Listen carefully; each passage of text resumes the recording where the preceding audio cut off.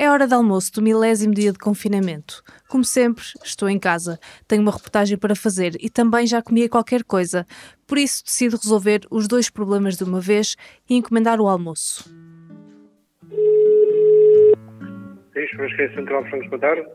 Sim, boa tarde. Olha, gostava de fazer uma encomenda, por favor. Sim. Era um frango no churrasco e uma dose de batata. Sim. Quanto é que é? 5, 6, 7, 8 e 70. Ok. E aceita bitcoins? Acho que esses cartões não aceitamos. Os bitcoins. Aceita, menina. Aceitam? E como é que eu posso fazer o pagamento? Multibanco. Encontrei a churrasqueira central de Francos no CoinMap, um mapa colaborativo que reúne serviços que aceitam pagamentos em criptomoedas. Foi criado pela CoinFlip, a maior operadora de multibancos de Bitcoin dos Estados Unidos. Na cidade do Porto, onde moro, um dos serviços a aceitar criptomoedas era esta churrasqueira na zona de Francos. Fui então buscar o almoço e tirar as minhas dúvidas. Olá, boa tarde. Tinha uma encomenda de frango com batatas. Vai querer picante? Sim, por favor. Quem me serviu foi José Marques, proprietário da churrasqueira, e aquele que ouvimos há bocado dizer ao fundo que aceitavam bitcoins. Ora então, quanto é que vai ser? 7,60, por favor. Agora, se eu tivesse criptomoedas para gastar, como é que seria este processo? Como é que eu pagava? Nós temos aqui clientes que têm um cartão que é o cartão da Binance, que é da moeda digital, e o cliente chega aqui e faz o pagamento no TPA como se fosse um cartão multibanco normal de um banco qualquer. Em euros, então? Sim, a gente recebe em euros, exato.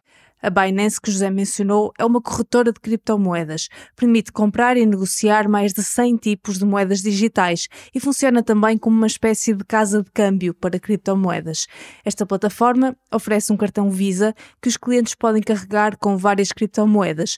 Podem convertê-las para a moeda local e fazer pagamentos em qualquer sítio que tenha um terminal de multibanco. Há vários outros cartões a prestar o mesmo serviço. No fundo, desta forma, qualquer serviço com um multibanco aceita criptomoedas, porque elas são convertidas na hora para euros. Mesmo assim, não é muito frequente aparecerem clientes com cartões destes. Aí, 4 ou 5 clientes devo ter aqui. 4, 5 clientes devo ter com esse cartão. Uma questão ainda de nichos. José confessa não conhecer bem o mundo das criptomoedas e prefere ser cauteloso. Aceitar criptomoedas diretamente, sem ser por multibanco, a transferir para euros, não está nos planos, então? De momento não, pelo desconhecimento que tenho sobre a moeda, como funciona, mas com o tempo, possivelmente, não é? Pelo que já se ouve dizer, esse tipo de moedas vai entrar no mercado, onde vai funcionar para pagamentos, como se fosse moedas do euro. Será que José tem razão? Será que um dia pagar com criptomoedas diretamente em qualquer serviço vai ser algo banal? Fábio, o que é que achas? A resposta não é simples, Inês. Há muitos fatores a ter em conta.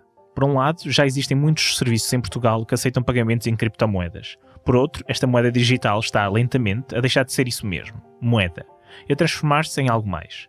Mas vamos com calma. Temos muito que explicar. Tens razão. Nas próximas semanas vamos publicar 5 histórias sobre criptomoedas. A nossa intenção não é simplesmente explicar o que são, como funciona a blockchain, etc, já que muitos jornalistas o fizeram antes de nós, como a nossa colega Sandra Afonso, em 2018. É a blockchain que garante que as moedas não são duplicadas e protege o investimento. Se quiserem rever alguns conceitos, podem fazê-lo no site da Renascença. Durante os últimos meses, andámos à procura de histórias sobre criptomoedas e como estas já fazem parte do nosso dia-a-dia. Neste primeiro episódio, vamos espreitar quem anda às compras em Portugal com este tipo de moeda e o que já se pode pagar. E sim, já há quem compre casa em Lisboa e pague em Bitcoin. E fica aqui já uma nota. Muitas vezes vamos usar Bitcoin como sinónimo de criptomoedas, apenas porque é mais comum e mais conhecida. Sabemos bem que há mais criptomoedas. Em alguns episódios vamos falar delas, mas para arrancar vamos simplificar um pouco. Por isso, se não são especialistas em criptomoedas, não fujam já. O que temos para vos contar são histórias sobre aquilo que alguns acreditam ser o dinheiro do futuro, o primeiro passo para a extinção dos bancos, uma alternativa ao mundo capitalista e muito mais. Eu sou a Inês Rocha. E eu sou o Fábio Monteiro. Sejam todos bem-vindos à série No Paraíso das Criptomoedas, um podcast de Renascença.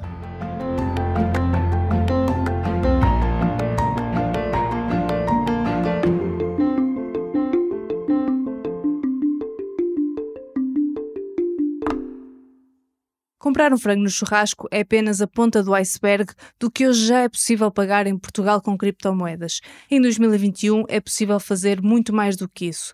Por exemplo, pagar os honorários de um advogado. Para a primeira história deste episódio, o Fábio conversou com a Filipa Correia Vilas, uma advogada que já há alguns anos aceita pagamentos em criptomoedas, apesar de ainda serem poucos os clientes. Da mesma forma que não há religiões sem Deus, não há convertidos sem Messias. No universo das criptomoedas, a lógica é a mesma. Filipa Correia Vilas é advogada e tem uma história comum a muitos entusiastas das criptomoedas. Há alguns anos, pessoas que lhe eram próximas convenceram-na a investir em Bitcoin. No caso dela, foram um ex-namorado e um primo. O meu primo investe tudo no Bitcoin e no Ripple. Ok. Tudo. Mas quando tu dizes tudo, dizes o quê? Tudo o que eu recebo. Ele tem casas arrendadas, tem alojamento local no Algarve. Eu não sei exatamente valores, não. Claro. Eu não sei. Mas sei que ele, tudo o que recebe, ele investe. Tanto que ele diz que mais uns anos, quando isto começar realmente a dar, tipo, vai ter muito dinheiro. E não faço ideia quando seja. O retrato que a advogada traça não é surpreendente. Se durante a preparação deste podcast eu e a Inês recebêssemos uma Bitcoin por cada vez que um entrevistado nos disse que um amigo ou um familiar a convenceu que criptomoedas é um bom investimento e que essa pessoa agora está bastante confortável de dinheiros, já teríamos umas poupanças muito, muito simpáticas. Mas adiante. Filipa é advogada desde 2008. Já passou por sociedades, mas hoje exerce de forma individual. E isto do Bitcoin é mais levar para o meu escritório um bocadinho daquilo que eu sou. Até hoje foram apenas 2 os trabalhos pelos quais Filipa recebeu honorários em criptomoedas. Houve 2 pagamentos em 5 anos. Não é significativo, não há adesão, não é o MBWay, por exemplo. Não, quer dizer, o MBWay está super difundido, com as criptomoedas não. Eu acho que as pessoas optam pelas criptomoedas uma questão de investimento e não para utilização no dia-a-dia. Uma nota: as criptomoedas estão a atravessar uma metamorfose. Para muitas pessoas e entidades, inclusive o Banco de Portugal, estão a deixar de ser percepcionadas como dinheiro digital e não centralizado, mas sim como ativos, em tudo semelhantes às velhinhas ações da Bolsa. Mais à frente vamos falar sobre esta mudança que Filipa já refere, mas para já, enquanto estivermos a falar de criptomoedas, vamos continuar a falar de forma análoga a dinheiro digital. De volta ao Fábio. Os trabalhos em que Filipa aceitou receber honorários em criptomoedas foram sempre pequenas consultas. Os pagamentos foram valores simbólicos. E como seria de esperar, a procura veio de entusiastas digitais. Foram consultas normais, mas que vieram até mim porque acharam piada eu aceitar criptomoeda. Um deles é um amigo do meu ex-companheiro, portanto... E outro foi mesmo porque já saiu numa revista qualquer, deu uma entrevista qualquer, já há uns anos, a propósito da criptomoeda e referiu o meu nome e houve uma pessoa que me contactou por isso e por piada pagou por criptomoeda. Foram um valor de 60 euros. Não é significativo, não é um valor. É como digo, eu acho que as pessoas utilizam a criptomoeda de uma forma entusiasmada para investimento, não para compras. Na tabela de preços de um advogado, 70 euros é pouco dinheiro. Se em causa estivessem valores maiores, na ordem dos milhares de euros, Filipa confessa que teria algumas dúvidas em aceitar esses pagamentos. Imagina que tinhas um cliente que te queria pagar 20 mil euros em serviços com Bitcoin. Tu aceitarias, correndo o risco, por exemplo, que amanhã uma Bitcoin podia desvalorizar para metade do valor? Lá está, teria que ver bem o trabalho em si e se eu poderia correr esse risco, porque há trabalhos que, por exemplo, se forem pagos em Bitcoin, em euros, se calhar poderia cobrar 15 mil, se a pessoa me oferece 20 mil correndo esse risco, se calhar aceitava, sim. A advogada também antecipa ainda outros problemas. Transações maiores e mais regulares com criptomoedas podem levantar dúvidas à ordem dos advogados. E houve aí algumas questões que se levantaram até a nível de deontológicos da ordem, se isso podia ser ou não, porque eu não posso aceitar o pagamento em laranjas, não é? Mas até hoje não houve da parte deles nenhuma advertência. No Brasil, a discussão se um advogado pode ou não receber em criptomoedas já está a correr. Existe até um escritório que criou uma criptomoeda de propósito para atender e receber pagamentos de startups. Mas em Portugal não encontrei nenhuma posição oficial. Liguei por isso a Luís Menezes Leitão, bastonário da Ordem dos Advogados. Não vi essa matéria ainda, terei que ver essa situação, mas nós não fomos informados de nada, nem temos nenhum conhecimento nenhum de haver uma situação desse género. Nem sequer nos pediram nenhum parecer ou qualquer indicação sobre a legalidade. Nos últimos tempos, desde que pelo menos eu comecei o mandato, não recebemos nada sobre essa situação. Tendo em conta as palavras do bastonário, Filipa parece encarnar mesmo uma raridade. Mas isso não a preocupa. No que toca a Bitcoin, a advogada tem apenas um arrependimento: não ter ouvido o primo mais cedo. E eu lembro-me que ele, quando falou nisso a primeira vez com a minha mãe deu-lhe 500 euros para ele comprar um Bitcoin. Só que a minha prima, a mãe dele, disse: ai não, pá, não faças isso, que depois ainda ficamos... coisa, então devolveu os 500 euros à minha mãe e vendeu o Bitcoin.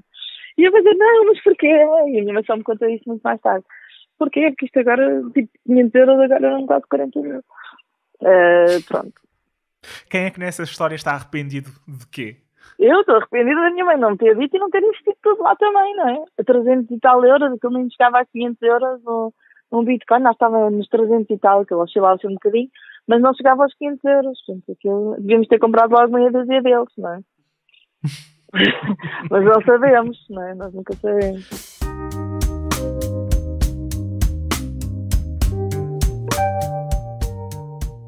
Saudades dos honorários da advogada com criptomoedas, talvez possamos pensar em gastar um pouco mais e ir de férias. O que achas, Fábio? Parece-me um ótimo plano, Inês. Há alguns meses, nem por acaso, bem perto do sítio onde moro, em Castelo Branco, descobri um alojamento turístico numa pequena aldeia plantada junto à Serra da Gardunha que aceita pagamentos em Bitcoin. E então, foste lá fazer uma visita? Claro, não podes ser só tu aí comer fora. Fui a Pereiro num dia solarengo de março para me encontrar com o proprietário do alojamento de Quinta nas Colinas. É difícil descrever aquilo que encontrei sem recorrer a clichês. Pereiros é uma aldeia da Beira Baixa, esquecida pelo tempo, quase abandonada, no interior de Portugal. Tem apenas 20 habitantes. Não há mercearia nem balcão multibanco. Apenas existe um espaço de convívio, o café que pertence ao clube recreativo local. Seth Levinson e um amigo, Vladimir Rodrigues, esperavam-me aí. A única coisa que, assim, de comércio que existe em Pereiros é apenas o clube recreativo. Atualmente está fechado, mas é onde durante o verão fazem as festas daqui da vila. Chegaram a trazer aqui Manuel, Kim Barreiros. Neste momento é difícil imaginar esta aldeia com centenas de pessoas a dançar ao som de Kim Barreiros. Estamos em março, ainda decorre o estado de emergência. As ruas estão vazias. Por isso, damos um passeio a pé pela aldeia e vamos a conversar até o alojamento local. Down this road, by the way, there's 2 English people that are moving in here in 4 months permanently. I have not even told you yet. And they also both have crypto. Okay. So that's nice. But how do you know that? Do you talk about it? Oh, they were guests at my place too. So that's how I got to know them. Seth Levinson é o proprietário do alojamento turístico Quinta nas Colinas, que aceita pagamentos em criptomoedas, Bitcoin, Ether, Zcash.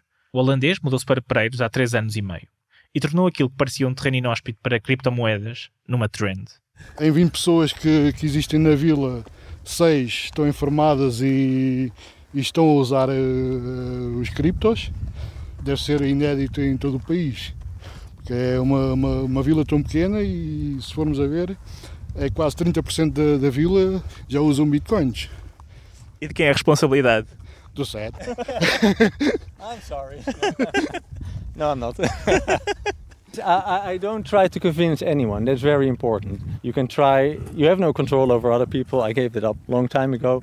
You can only lead by example. Num dia normal, não seria estranho entrarmos no café da aldeia de Pereiros e ouvirmos falar de Bitcoin. Há sempre aquele, o rapaz dos Bitcoins, o Seth, tal. Muitos até lhe chamam do holandês. Mas sim, acaba por haver sempre aquela pergunta: então, como é que estão as suas criptomoedas? Está tudo bem? Não sei o quê. Acaba sempre por ser um tema que vem à baila, como costuma dizer, entre o pessoal aqui mais jovem. O holandês mudou-se para Pereiros por impulso. Encontrou a propriedade e a casa onde vive na versão holandesa do OLX. Voou até Portugal para conhecer e em 2 semanas assinou o contrato de compra. Até então, trabalhava como formador de staff no aeroporto de Amsterdão. Chaos, busy, that's what airports are. So there's so many things that happen at an airport, especially in my last year, working 50 hours a week, you sort of start to wonder, why am I doing this? Is this life? It can be better. Yeah, I was always looking for a more sustainable way of living, and a way of living where I'm not per se so dependent on the way we've organized society, whether it's banking or government or whatever. Vladimir, ou Miro, como Seth lhe chama, é um dos convertidos do holandês. Até há pouco mais de um ano, o lisboeta estava imigrado no Luxemburgo, juntamente com a esposa. Em 2019, quando quis construir uma casa em Portugal, correu o país de norte a sul.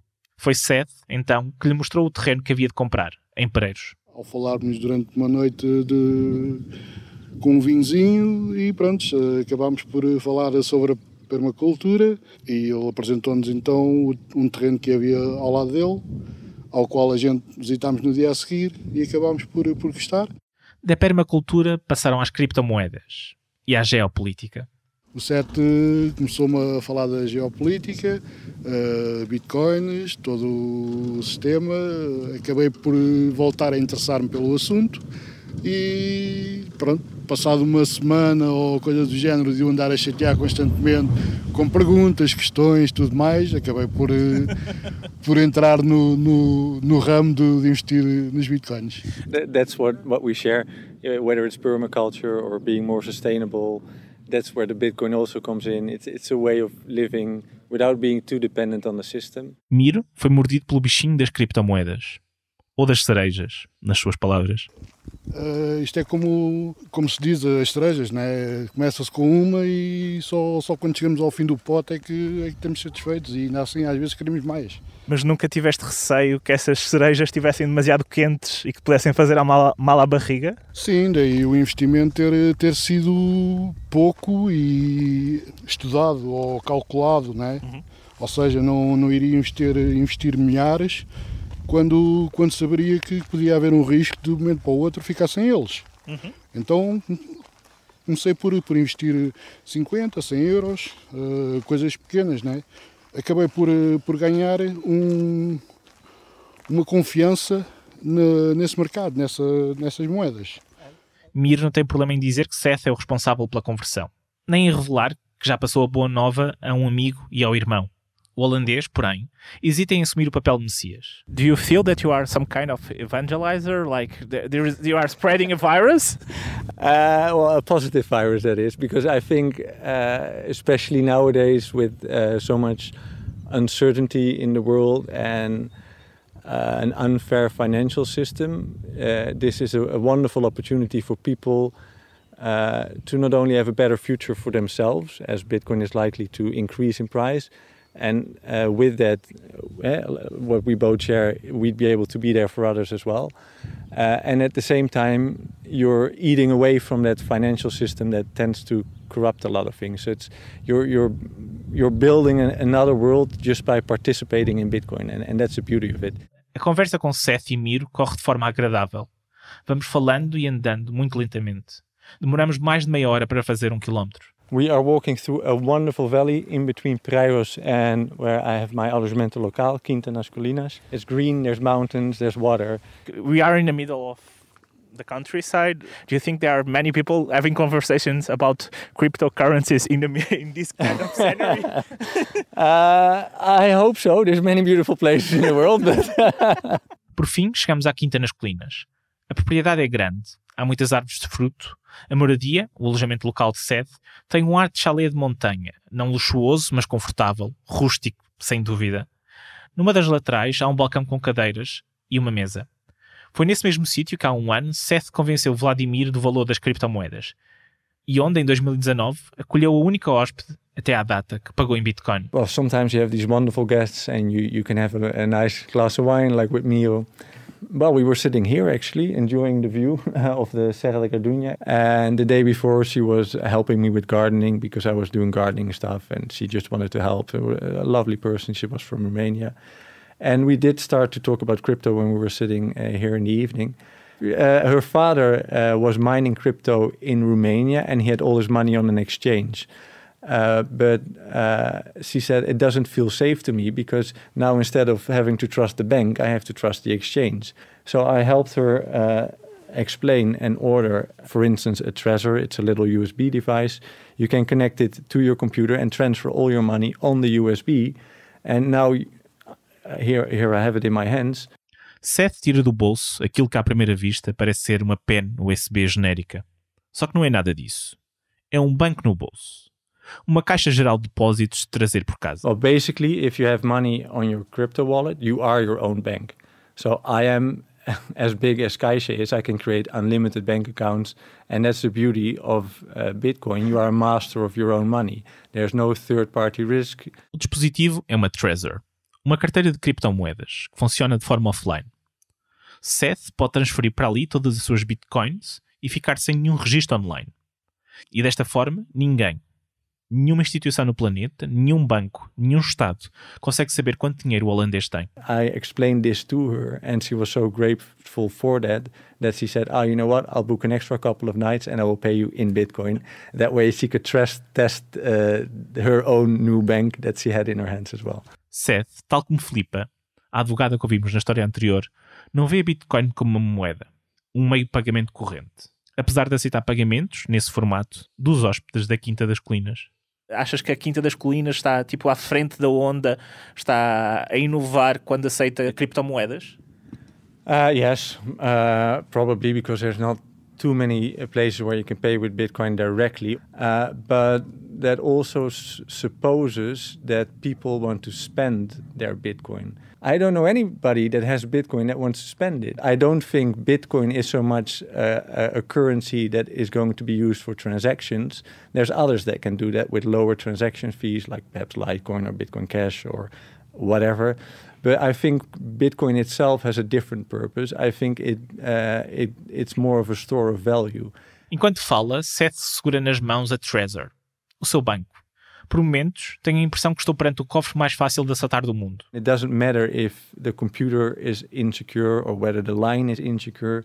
Any transfer has to be authorized on this little machine itself. It has a little screen, so it's as safe as it can be. It's safer than Caixa, and Caixa has to invest a lot in security of their systems. O que Seth diz não é totalmente correto. Em janeiro deste ano, um grupo de hackers conseguiu abrir uma Trezor em menos de 15 segundos, devido a um bug no software. Mas em defesa do argumento holandês, esse acesso ilegal só foi possível porque os piratas informáticos tinham na sua posse a própria carteira física. É difícil, em todo caso, dizer o que comporta maior risco. Ter o dinheiro num banco, que está sempre sujeito a ataques informáticos, é verdade, a flutuações de mercado, ou numa carteira encriptada que pode ser roubada, perdida, ou pior. So I can lose it, I can break it. So long as I have my 20-word phrase, I can always reset it. And the beauty is, I don't have it written down anywhere. It's in my mind. So anybody that can remember 20 words can transfer any amount of money, travel to any place of this planet with any amount of money, and it's all in your head. All you need is to remember 20 words. And it's easy words like dog, apple, a tree, whatever, and then 20 of those. We're not afraid of forgetting them? A little bit, because I don't have the best memory. But a little bit of practice, does miracles.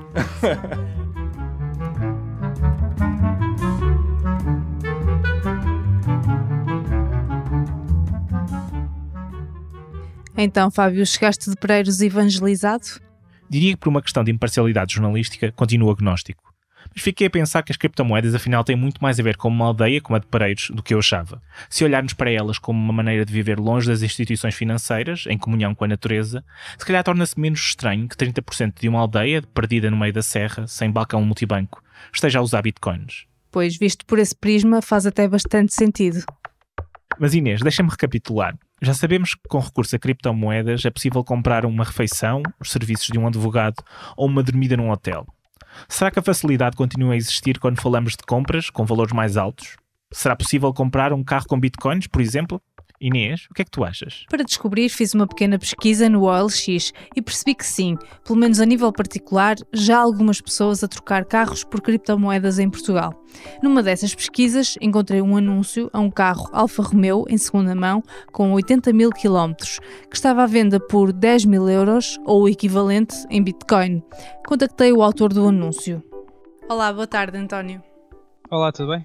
António Barrocas Preto é advogado e um entusiasta da Bitcoin. Eu comecei a investir em criptomoeda em 2017.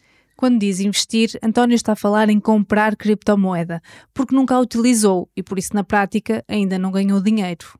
Existe muito aquela ilusão que, a criptomoeda está a subir e nós estamos a fazer dinheiro. A verdade é que só fazemos dinheiro no momento em que transformamos em euros. Eu faço mais como um investimento a longo prazo. Mas nem todos os investidores olham assim para a Bitcoin. Falei 2 vezes com o António. Da segunda vez, ele tinha uma novidade. Já foi vendido o carro. Ah, já? E foi em Bitcoin? Já foi. Acho que ele chegou até ao meu anúncio através dessa situação, dizer que aceitava Bitcoin na troca e, portanto... Portanto, ele também ia à procura desse tipo de negócio. Exato. Há pessoas que querem ser dos primeiros a comprar com Bitcoin, a utilizar o Bitcoin. Querem ser os pioneiros, acho que é mais isso. Porque a maioria das pessoas utiliza só para investir. Já há pessoas que querem começar a utilizar para comprar coisas. Para dizer, eu comprei o meu carro em Bitcoin, eu comprei a minha casa com Bitcoin. Ou... E por quanto é que conseguiu vender, né? Por 0,25. 0,25 equivalia, na altura em que falamos, a 11.300 euros. Hoje vale bastante menos. Ainda assim, no momento, António ficou a ganhar, porque conseguiu vender por um valor superior ao que tinha inicialmente no anúncio, 10.000 euros. António não se inclui neste grupo de evangelizadores das maravilhas de pagar tudo com criptomoeda, porque vê a moeda virtual como um ativo, tal como Filipa e Sede, as tais velhinhas ações da bolsa que mencionávamos há pouco. Como eu acredito que vai valorizar, aquilo que eu até pretendo é ter mais criptomoeda e não desfazer-me dela.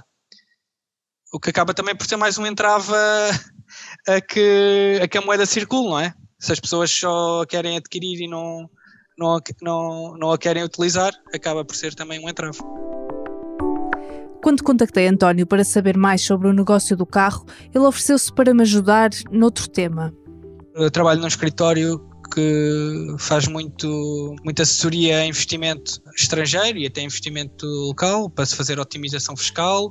António é advogado fiscalista, conhece bem as leis e os códigos fiscais em Portugal. Por isso, aproveitei a oferta e coloquei-lhe algumas das minhas dúvidas sobre o enquadramento fiscal de tudo isto. Primeira dúvida. Nas histórias anteriores já vimos que há serviços em Portugal que começam a aceitar pagamentos em criptomoedas, mas este não é considerado um meio de pagamento oficial. Porquê?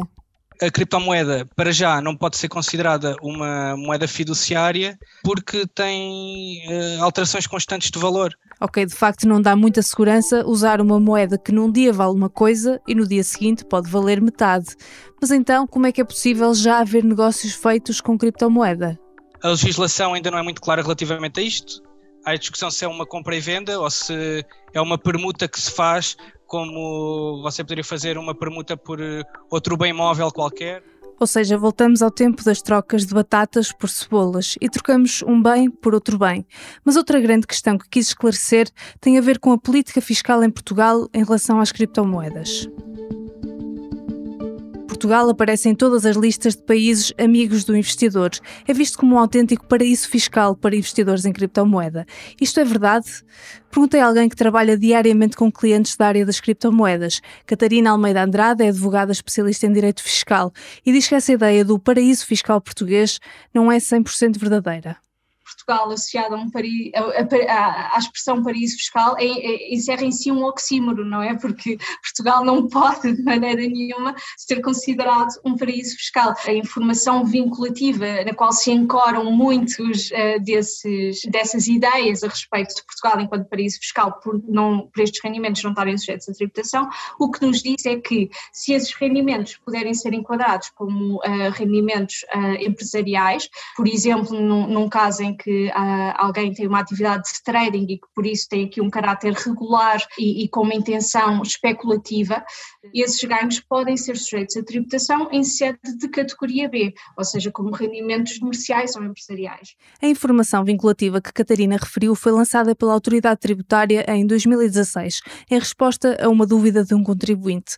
A conclusão foi, de acordo com a lei portuguesa, só é possível enquadrar rendimentos com criptomoedas na categoria B do IRS, o que significa que os investimentos mais esporádicos estão livres de impostos. Este entendimento é tudo menos consensual entre especialistas da área. António, por exemplo, não concorda com a AT. Se calhar, em 2016, ainda não era possível a transmissão de criptomoeda em mercado. Hoje em dia, os grandes volumes de criptomoeda transacionam-se em mercado. Ou seja, nós temos uma informação que foi pedida naquela altura, a autoridade tributária deu-a naquela altura e parece-me que não acompanhou a evolução daquilo que tem sido o mercado. Confrontei a autoridade tributária com a opinião de António. A AT respondeu que o entendimento de 2016 mantém-se atual. Porquê?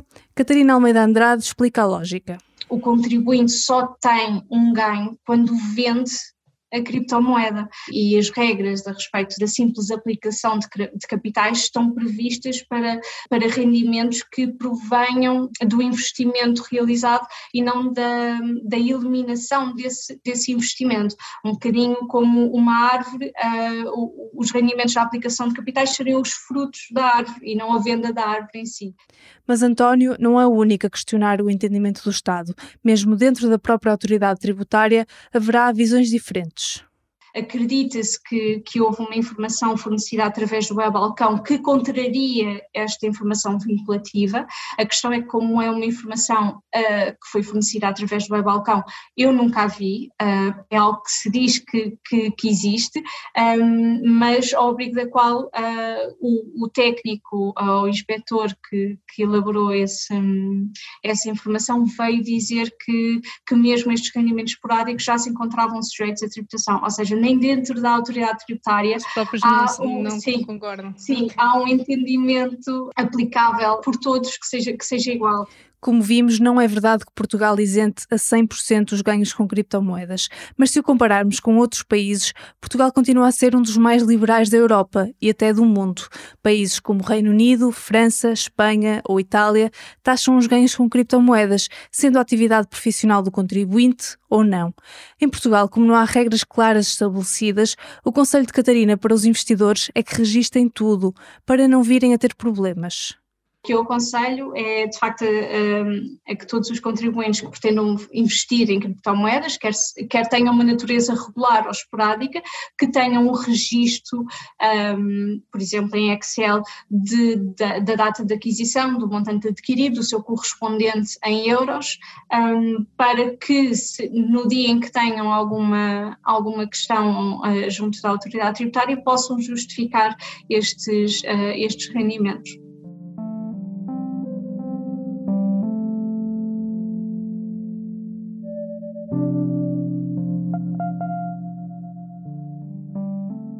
Já vimos que em Portugal se pode comprar tudo com criptomoedas, desde que façamos uma conversão da moeda, como vimos no exemplo da churrasqueira, ou que se trate de uma permuta, ou seja, uma troca direta de um bem por outro bem, como no caso do carro. A nossa última pergunta foi: e casas? Será que já há pessoas a trocar imóveis por Bitcoin, mesmo com a volatilidade do mercado das criptomoedas? Inês? Foi isso mesmo que perguntei a Ricardo Sousa, CEO da 121 Portugal. Ricardo, eu vi uma entrevista sua em 2018 em que dizia que os negócios com criptomoedas ainda não eram uma realidade na empresa que gere. Passados 3 anos, a 121 já fechou algum negócio com recurso a criptomoedas? Ainda não. Apesar de sermos aqui fortes entusiastas da digitalização do nosso setor e a apostar forte nesta transição digital, a verdade é que o enquadramento jurídico e também cultural ainda não permitiu esse avanço. Uhum. Mas isso quer dizer que não há procura, ou há muito pouca procura, ou é da vossa parte que decidiram não aceitar criptomoedas? Não há procura, ou seja, tem havido algumas perguntas, as pessoas a conversarem um pouco sobre essa possibilidade, mas numa lógica mais de curiosidade e não tanto de interesse próprio, mesmo naquilo que são a parte internacional do nosso negócio. Temos muita procura internacional, de várias geografias do mundo, não tem sido ainda tema ou opção preferida por clientes. Questionei outras imobiliárias portuguesas sobre isto. A Era Portugal diz que não tem informação suficiente para me ajudar neste trabalho, mas acredita que esta seja uma possível tendência nos próximos tempos, maioritariamente nos clientes investidores. A Sotheby's, que trabalha no mercado de luxo, diz que já teve abordagens, mas nunca avançou com negócios com criptomoedas em Portugal. Para Ricardo Sousa, a volatilidade das criptomoedas explica a pouca procura. Sim, sem dúvida, até porque o perfil do investidor e do cliente que opta pelo mercado imobiliário, e em particular pelo mercado imobiliário residencial, é um cliente muito conservador. E também por esse motivo a procura seja muito limitada ou inexistente atualmente, porque é um cliente que procura estabilidade. Durante a procura por alguém que já tivesse comprado uma casa com criptomoedas, não tivemos sorte com as imobiliárias. Mas numa conversa com Fred Antunes, presidente da Associação Portuguesa de Blockchain e Criptomoedas, descobrimos que não estávamos à procura de um unicórnio. Os compradores andam aí. E Fred Antunes, nem por acaso, tem um papel nessas transações.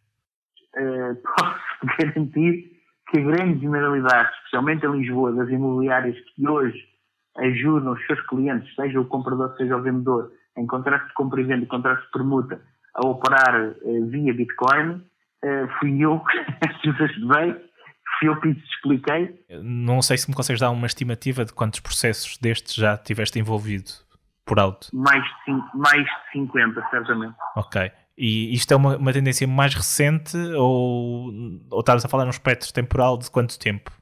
Eu diria que tem sido uma trend 6 meses, 1 ano antes do Covid e substancialmente maior durante o Covid. Porque lá está, também vai acompanhando a subida da Bitcoin, não é? Portanto, quanto mais sobe, mais poder de compra tem a pessoa que tem uma Bitcoin e que naturalmente pode comprar coisas mais valiosas, nomeadamente um imóvel. E dirias que são maioritariamente pessoas nacionais ou pessoas de cidadãos estrangeiros que procuram casa em Portugal? Maioritariamente estrangeiros, e esta pergunta é uma pergunta muito interessante, porque uma das questões que a criptoeconomia pode trazer ao nosso país é a captação de investimento. Desses cidadãos estrangeiros que adquiriram casa em Portugal, tens ideia se alguns deles, por exemplo, se alguns dos negócios que eles fizeram, efetivamente, poderiam ser, por exemplo, ser vistos gold? Sim, os vistos gold, há algumas situações que também estão envolvidas com vistos gold. Não vou dizer a maioria, mas alguns casos, sim, alguns casos foram de vistos gold também.